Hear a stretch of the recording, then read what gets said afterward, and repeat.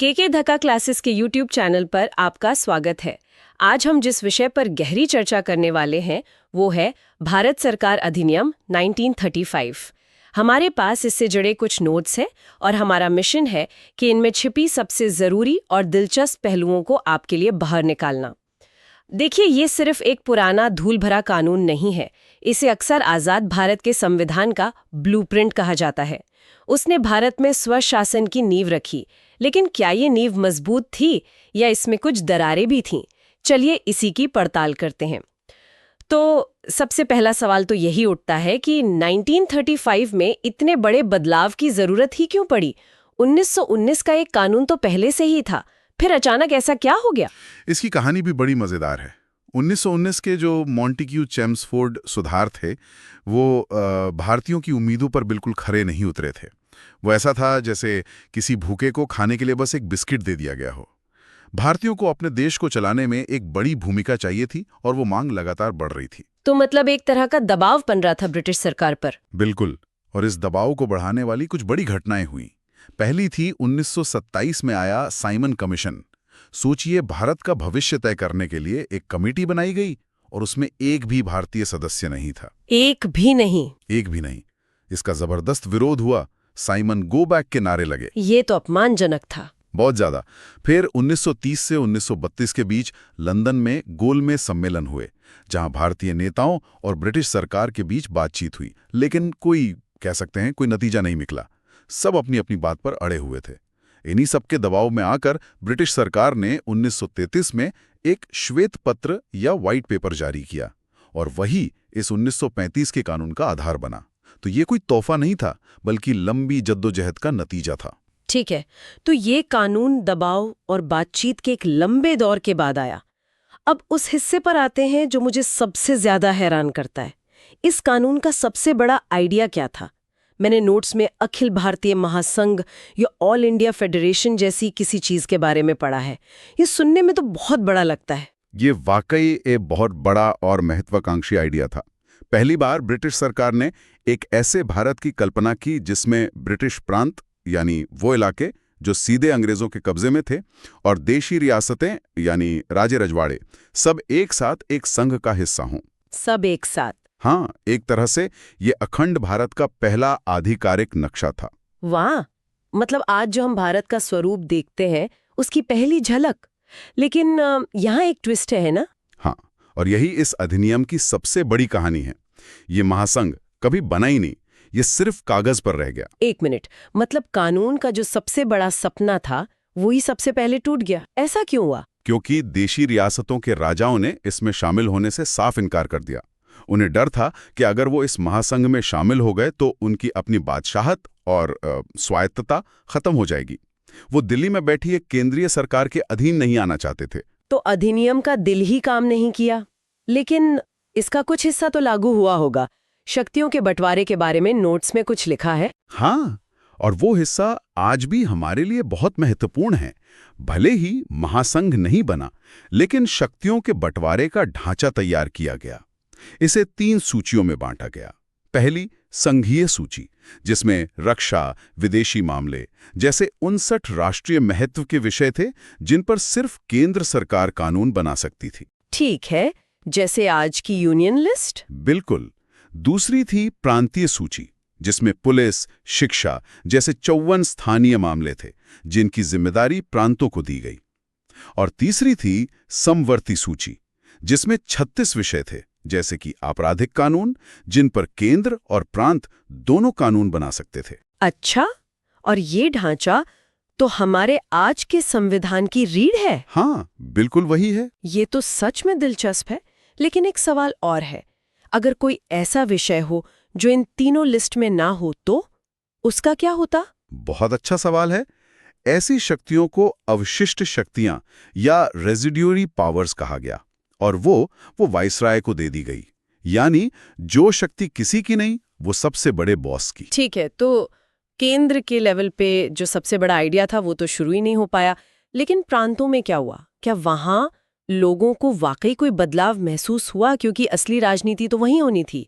Notes में प्रांतीय स्वायत्तता का जिक्र है। यह इस अधिनियम का शायद सबसे बड़ा और जमीनी स्तर पर लागू होने वाला कदम था। इसने प्रांतों में द्वैध शासन यानी डायरकी को खत्म कर दिया। ये द्वैध शासन क्या बला थी? इसे सरल भाषा में समझाएंगे? जरूर। 1919 के कानून में एक बड़ा अजीब सिस्टम था। प्रांतों में कुछ विभाग जैसे वित्त और पुलिस गवर्नर के कंट्रोल में थे, और कुछ विभाग जैसे स्वास्थ्य और शिक्षा चुने हुए भारतीय मंत्रियों के पास थे। अच्छा। ये ऐसा था जैसे आपको गाड़ी चलाने तो दी, पर ब्रेक और स्टीयरिंग व्हील किसी और के हाथ में हो। 1935 के एक्ट ने इस कंफ्यूजन को खत्म कर दिया और कहा कि अब सारे विभाग चुने हुए मंत्रियों के पास होंगे। तो इसका मतलब प्रांतों को अपने फैसले लेने की पूरी आजादी मिल गई? क्या प्रांतीय सरकारें अब पूरी तरह से जिम्मेदार थीं? कागज पर तो ऐसा ही लगता था, लेकिन यहीं पर इस अधिनियम का दोहरा चरित्र सामने आता है। एक मिनट, अगर गवर्नर के पास वीटो पावर थी, वो किसी भी कानून को रोक सकता था और सरकार को बर्खास्त कर सकता था, तो फिर प्रांतीय स्वायत्तता का मतलब ही क्या हुआ? ये तो बस एक दिखावा नहीं था। आपने बिल्कुल सही नस पकड़ी है। ये एक तरह का नियंत्रित लोकतंत्र था। स्वायत्तता दी तो गई, लेकिन गवर्नर के हाथ में एक इमरजेंसी ब्रेक हमेशा रहता था। गवर्नर को क्राउन नियुक्त करता था और उसके पास कुछ विशेष जिम्मेदारियां थीं, जिनके लिए वो प्रांतीय विधायिका के प्रति जवाबदेह नहीं था। तो मतलब एक हाथ से दिया और दूसरे हाथ से वापस ले लिया। हाँ, कुछ वैसा ही था। ये तो हुई राजनीति की बात, पर मैंने नोट्स में देखा कि इस एक्ट के वजह से कुछ ऐसी चीजें बनी जिन्हें हम आज भी इस्तेमाल करते हैं। आरबीआई का नाम मैंने देखा। क्या ये सच है कि हमारे देश का सेंट्रल बैंक इसी कानून की देन है? हाँ, और ये इस अधिनियम की सबसे स्थायी और सफल विरासतों में से एक है। 1935 में ही भारतीय रिजर्व बैंक यानी आरबीआई की स्थापना हुई। सोचिए, किसी भी देश के लिए अपनी मुद्रा और अर्थव्यवस्था पर नियंत्रण रखना कितना जरूरी होता है। आरबीआई की स्थापना उस दिशा में एक बहुत बड़ा कदम था। वाह, और भी कुछ ऐसा है? हाँ, 1937 में एक संघीय न्यायालय यानी फेडरल कोर्ट की स्थापना की गई। इसका काम केंद्र और प्रांतों के बीच के विवादों को सुलझाना था। यही संघीय न्यायालय आजादी के बाद भारत का सर्वोच्च न्यायालय यानी सुप्रीम कोर्ट बना। मतलब हमारे सुप्रीम कोर्ट और यूपीएससी की जड़ें इतनी गहरी हैं? बिल्कुल। संघ लोक सेवा आयोग यूपीएससी के साथ साथ हर प्रांत के लिए अलग लोक सेवा आयोग बनाने का भी प्रावधान किया गया। इसने देश के प्रशासनिक ढांचे को बहुत मजबूती दी। ठीक है, तो संस्थाएं बनी, सरकार का ढांचा बदला, लेकिन एक आम भारतीय के लिए क्या बदला? क्या चुनाव वगैरह में कोई फर्क आया? क्योंकि लोकतंत्र का मतलब तो आखिरकार लोगों की भागीदारी ही है। ये एक और बड़ा बदलाव था। इस अधिनियम ने मताधिकार का विस्तार किया, यानी वोट देने वालों की संख्या अचानक 50 लाख से बढ़कर लगभग 3 करोड़ 70 लाख हो गई। ये तो बहुत बड़ा उछाल है। हाँ, ये उस समय की लगभग 10% आबादी थी। पहली बार बड़ी संख्या में महिलाओं और मजदूरों को भी वोट देने का अधिकार मिला। इसने भारत में एक नई राजनीतिक चेतना पैदा की। 1937 में जब चुनाव हुए तो लोगों ने बढ़ चढ़कर हिस्सा लिया। सुनने में तो ये बहुत अच्छा लग रहा है, लेकिन मुझे लग रहा है कि यहाँ भी कोई पेच जरूर होगा। पेच था, और वो बहुत बड़ा था। इसी अधिनियम ने पृथक निर्वाचक मंडल यानी सेपरेट इलेक्टोरेट्स की व्यवस्था को और आगे बढ़ाया। इसे दलित जातियों, महिलाओं और मजदूर वर्ग के लिए भी लागू कर दिया गया। इसका मतलब क्या है? क्या ये आरक्षण जैसा था? नहीं, ये आरक्षण से अलग और ज्यादा विभाजनकारी था। इसका मतलब था कि एक दलित उम्मीदवार को सिर्फ दलित वोटर ही चुन सकते थे, एक मुस्लिम उम्मीदवार को सिर्फ मुस्लिम वोटर। ओहो। इसने भारतीय समाज को धर्म और जाति के आधार पर राजनीतिक रूप से अलग अलग डिब्बों में बांट दिया। ये अंग्रेजों की बांटो और राज करो की नीति का एक सटीक उदाहरण था, जिसने भविष्य में विभाजन की नींव को और मजबूत किया। तो अगर इन सब बातों का निचोड़ निकाले तो इस अधिनियम को हम क्या कहेंगे? एक सफलता या एक विफलता? ये एक सिक्के के दो पहलुओं जैसा लगता है। आपने बिल्कुल सही कहा, ये दोनों का मिश्रण था। सफलताओं की बात करें तो आरबीआई और संघीय न्यायालय जैसी संस्थाओं की स्थापना मील का पत्थर थी। 1937 में जब प्रांतीय सरकारें बनी तो कांग्रेस और अन्य दलों के नेताओं को सरकार चलाने का कीमती अनुभव मिला, जो आज़ादी के बाद बहुत काम आया। और इसकी सबसे बड़ी नाकामियां क्या थीं, जो इसे एक अधूरा दस्तावेज बनाती हैं? सबसे बड़ी नाकामी तो यही थी कि इसका मुख्य सपना अखिल भारतीय महासंघ कभी पूरा ही नहीं हुआ। दूसरा, गवर्नर की असीमित शक्तियों ने लोकतंत्र की आत्मा को कमजोर कर दिया। हमेशा ये लगता रहा कि असली लगाम तो अभी भी लंदन में ही है। और तीसरा, वो पृथक निर्वाचक मंडल। हाँ, और तीसरा, जैसे हमने बात की, पृथक निर्वाचक मंडल ने समाज को जोड़ने की बजाय तोड़ने का काम किया। एक और बात, नोट्स में बर्मा का भी जिक्र है। हाँ, ये भी एक महत्वपूर्ण बिंदु है।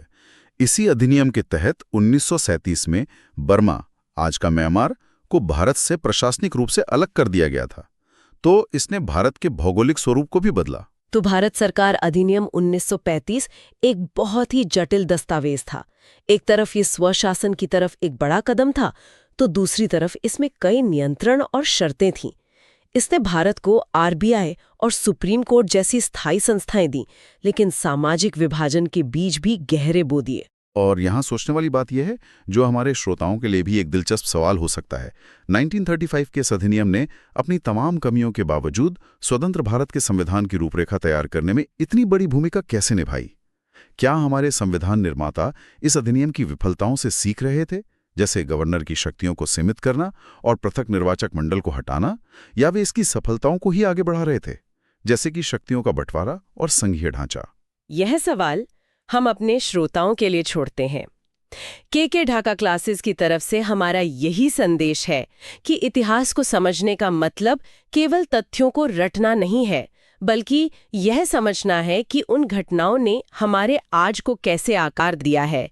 सीखते रहें और सवाल करते रहें। धन्यवाद।